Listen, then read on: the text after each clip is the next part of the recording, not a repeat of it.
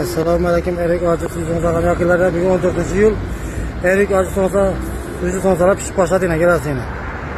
Birinci sandalımıza yine satıp az kaldı sonralar. Yine acısı suyuculara yine az kaldı. Yine ikinci sandala baskı etmez.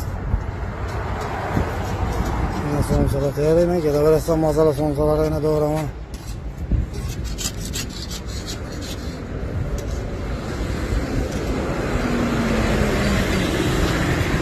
İkinci sandalımız baskı. Bu da hazır 10-15 yıllar pişirdi bam.